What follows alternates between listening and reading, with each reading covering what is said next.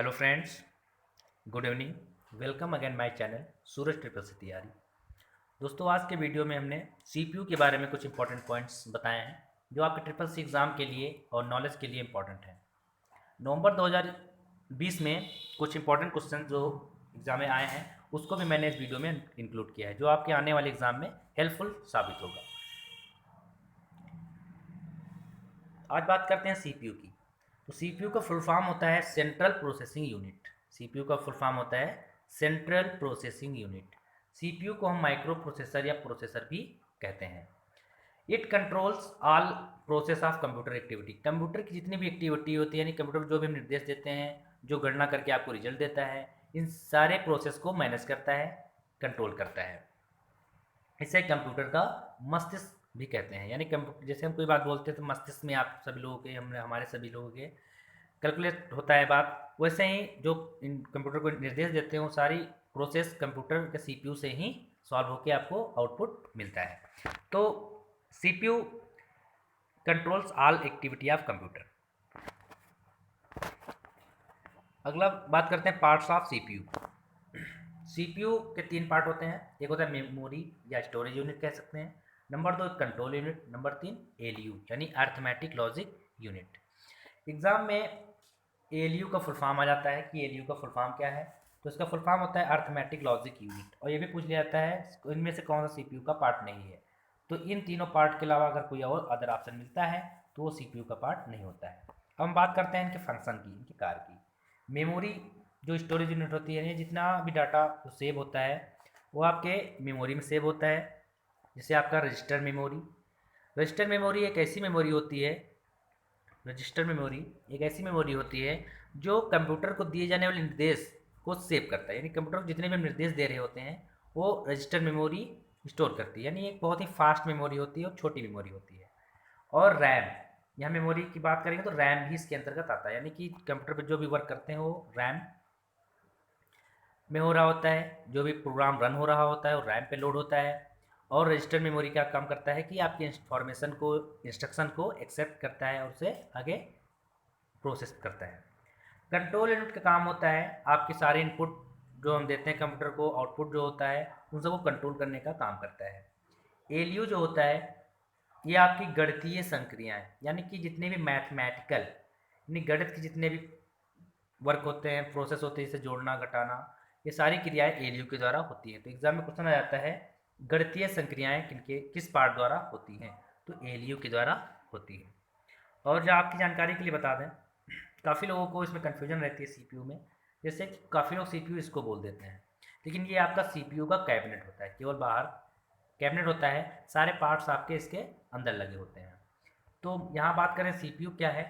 CPU आपका ये part है, ये आपके हार्ड डिस्क पे लगा होता है, यही आपका सीपीयू है। यानी जितनी भी कैलकुलेशन होती हैं, जितनी भी इंस्ट्रक्शन को कंट्रोल करता है कंप्यूटर को, वो आपका ये सीपीयू ही करता है। इसे ही कंप्यूटर का ब्रेन कहते हैं। यहाँ हमने ब्लॉक डायग्राम ऑफ कंप्यूटर, यानी कंप्यूटर कैसे वर्क करता है उसके डायग्राम को बनाकर आप सभी लोगों के सामने प्रेजेंट किया है।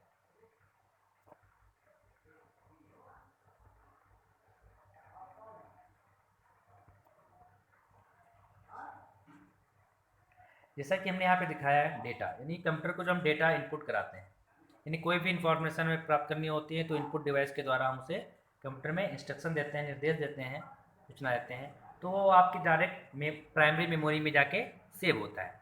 यानी रैम, यानी जैसे कोई भी वर्क कर रहे हैं तो आपके रैम मेमोरी पे लोड होता है। फिर इसके बाद कंट्रोल यूनिट के द्वारा कंट्रोल होता है, और जो भी संक्रियाएँ होने वाली होती हैं, यानी जोड़ना घटाना है या कोई लॉजिकल ऑपरेशन है, उसको एग्जीक्यूट करके आपके आउटपुट डिवाइस के द्वारा उससे आपको रिजल्ट दे दिया जाता है। या फिर अगर आप सेव करना चाहते हैं फाइल को तो आपकी सेकेंडरी मेमोरी, यानी जैसे आपकी हार्ड डिस्क है, पेन ड्राइव है, उसमें जाके सेव हो जाती है। ये प्रोसेस होती है कंप्यूटर की। अगले बात कर रहे हैं speed of A CPU. CPU की स्पीड को हम किस में मेज़र करते हैं, किस में मापते हैं। तो सीपीयू की स्पीड को हम गीगाहर्ट्ज़, यानी GHz जो लिखा है गीगाहर्ट्ज़, इसका फुल फॉर्म होता है गीगाहर्ट्ज़। तो सीपीयू की स्पीड को हम गीगाहर्ट्ज़ में मेज़र करते हैं।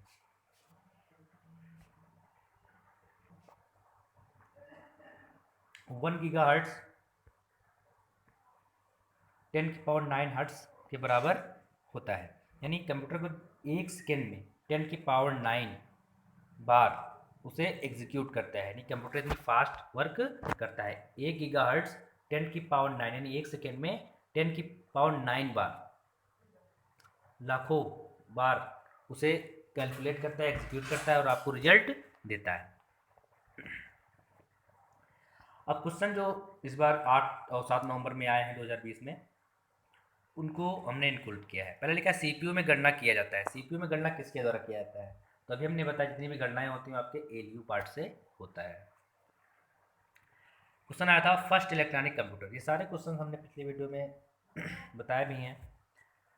तो पहला इलेक्ट्रॉनिक की बात करें कंप्यूटर की तो आपका इनिएक है। इनिएक पहला इलेक्ट्रॉनिक कंप्यूटर है। ये 1946 ईस्वी में लॉन्च हुआ था और इसे जे प्रेस्पर एकर्ट और जॉन मौसले 2 लोगों ने आविष्कार किया था। बात करें यूनिवैक की तो ये आपका पहला कमर्शियल कंप्यूटर है। वे तीनों कंप्यूटर आपके पहली जनरेशन यानी पहली पीढ़ी के कंप्यूटर के नाम हैं। लेकिन यहाँ पे इलेक्ट्रॉनिक कंप्यूटर की बात करें तो इनिएक करेक्ट आंसर। अगर पूछता भारत का पहला इलेक्ट्रॉनिक कंप्यूटर तो आपका सिद्धार्थ है। अगला क्वेश्चन आया था प्रिंट करने की शॉर्टकट कीज। तो प्रिंट करने की शॉर्टकट कीज कंट्रोल पी, यानी कंट्रोल पी इसका करेक्ट आंसर है। अगला क्वेश्चन आया था लिब्रे ऑफिस में सुपर स्क्रिप्ट की शॉर्टकट कीज क्या है? तो बात हम करते हैं सुपर स्क्रिप्ट की। सुपर स्क्रिप्ट होता है जैसे कि पावर लगाते हैं, एक्स स्क्वायर लिखते हैं, वाई स्क्वायर लिखते हैं, वाई क्यूब लिखते हैं, यानी किसी संख्या के ऊपर अगर हमें घात लगानी होती है उसे हम सुपर स्क्रिप्ट कंप्यूटर की भाषा में बोलते हैं। तो यहाँ पे बात है लिब्रे ऑफिस में। तो लिब्रे ऑफिस में सुपर स्क्रिप्ट की shortcut keys control shift B होता है। लेकिन अगर यहीं पे बात करते हैं MS वर्ड की बात कर रहा था तो आपका कंट्रोल शिफ्ट प्लस सही होता। लेकिन यहाँ पे लिब्रे ऑफिस में सुपर स्क्रिप्ट की shortcut keys control shift B. ये सारे प्रैक्टिकल बेस्ड क्वेश्चन है। जिन लोगों ने भी प्रैक्टिकल किया है उनको ये क्वेश्चन करने में आसानी होगी। अगला है प्लॉटर क्या है। तो आपको बता दें प्लॉटर भी एक प्रिंटर के जैसे वर्क करता है, लेकिन प्रिंटर आपकी छोटी फाइल को प्रिंट करता है, छोटे पेन में प्रिंट करता है। प्लॉटर आपका एक आउटपुट डिवाइस है जो हाई ग्राफिक्स होर्डिंग, यानी जैसे कि होर्डिंग होती हैं और थोड़ा डिजाइन फुल कलरफुल बड़े पेज होते हैं, इस सब चीज़ों को प्रिंट प्लॉटर करता है आउटपुट डिवाइस से। अगला अपाचे क्या है? तो अपाचे हमने पिछले वीडियो में जो इंटरनेट के बारे में 2 हफ्ते पहले 1 हफ्ते पहले वीडियो अपलोड किया था उसमें वेब ब्राउज़र यानी इंटरनेट से संबंधित जितनी भी सर्विसेज हैं उनके बारे में बताया था। तो अपाचे आपका एक वेब ब्राउज़र है। अगला RTGS की लिमिट क्या है? RTGS का फुल फॉर्म होता है रियल टाइम ग्रॉस सेटलमेंट। ये क्वेश्चन आया हुआ है पिछले दिन यानी 8 नवंबर को। रियल टाइम ग्रॉस सेटलमेंट इसका काम होता है मनी ट्रांसफ़र करना। तो इसकी मैक्सिमम लिमिट कोई नहीं है, यानी कोई सीमा इसकी नहीं है, एक दिन में कोई सीमा इसकी नहीं बताई गई है।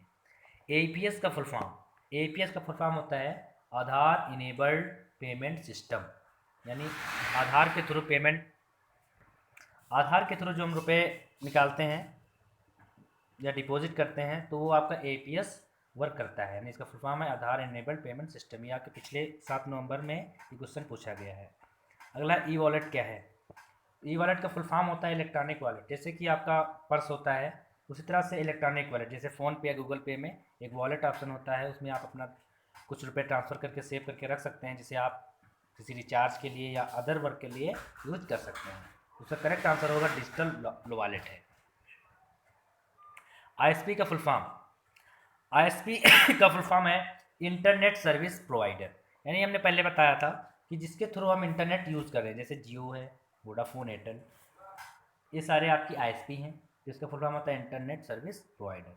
BSNL भी इसका एक एग्जांपल है। स्पेलिंग एंड ग्रामर चेक की शॉर्टकट कीज, यानी कि MS वर्ड में कोई हम सेंटेंस लिखते हैं, अगर उसमें कोई ग्रामर मिस्टेक हो जाती है या स्पेलिंग मिस्टेक हो जाती है तो उसके नीचे ग्रीन लाइन या रेड लाइन आ जाती है। तो इन सब चीज़ों को चेक करने के लिए कि सही स्पेलिंग क्या होगी, ग्रामर क्या मिस्टेक है, देखने के लिए F7 शॉर्टकट कीज का हम यूज़ करते हैं। अगला है PMSBY फुल फॉर्म। तो इसका फुल फॉर्म होता है प्रधानमंत्री सुरक्षा बीमा योजना।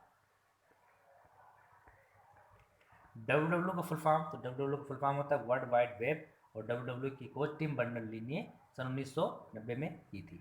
मैं आशा करता हूँ मेरे द्वारा अपलोड किया गया ये वीडियो आप सभी लोगों के लिए हेल्पफुल होगा। मिलते हैं अगले वीडियो में कुछ और इंपॉर्टेंट क्वेश्चन के साथ। Thank you to all my friends watching my video.